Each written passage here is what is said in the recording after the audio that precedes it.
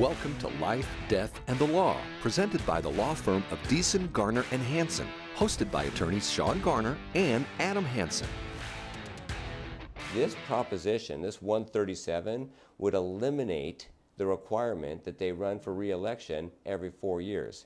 And I think that's ridiculous. I don't understand why anybody would want less accountability for those judges, somebody serving for the public benefit. And in addition to that, this only affects counties with more than 250,000 people. So really this is focused on Maricopa County in Arizona. And Yuma. And Pima.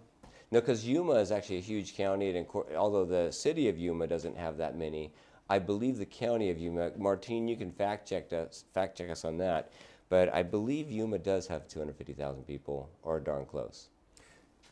I sit on a board with a couple judges that are, subject to this particular proposition, and they're kind of nervous about it. I guess there's been an influx of money from out of state to fund this.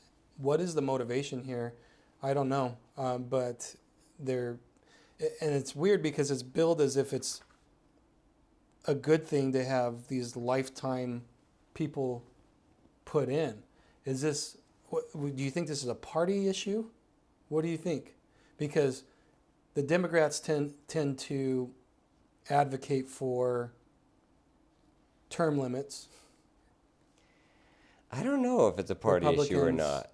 Well, we're talking about Supreme Court or appointees, right? Yeah. So maybe I have that opposite though. Well, it's what it is people are backwards in their thinking, and I can read one comment that's published in this manual here that describes how backward the thinking is.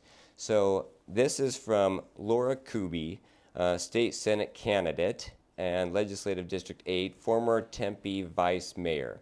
So this is what Lauren says.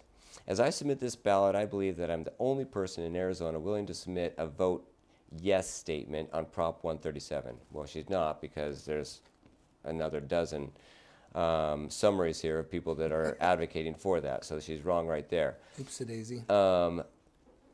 That should tell you something about the merits of the legislative referral, because none of the legislatures that referred this ballot measure are willing to tell you why they did it and why they think you should vote yes on this. I don't even know what she's saying there, but here are her arguments. They believe judges should have lifetime appointment with no accountability. This is despite the fact that lifetime appointment for judges at the U.S. Supreme Court have been a failure, undercutting our democracy and destroying reproductive rights. So apparently you're not able to reproduce, and you don't have the right to reproduce because judges have tenure, lifetime tenure in the Supreme Court. Again, I'm for term limits, but I don't see how at all that has anything to do with your right to reproduce. Oh, unless you're actually flipping the right to reproduce on its head and defining it rather as the right to kill the fetus in utero. So, there's sarcasm there. They oppose abortion. They wrote the law specifically to try to keep abortion bans in place by removing any accountability or check on anti-abortion judges. Why? You are arguing that judges need more accountability, but you're voting yes, that the term limit should be eliminated. I don't understand. This person is the biggest idiot, and yet they ascended to the ranks of vice mayor in Tempe. You want accountability. Term limits provide accountability, and what that has to do with the Supreme Court voting on your right to reproduce, I don't know. Absolutely. And so, what she's saying, you're using the term limits, and let's get it clear. Like, term limits, by definition, mean when your term is over, it's over, and you can't do any more. And that's not what we're talking about. In fact, the current system that we have for judicial officers is that they have a term. Sean already outlined that term, but that doesn't mean that they're termed out. They can't ever do it again.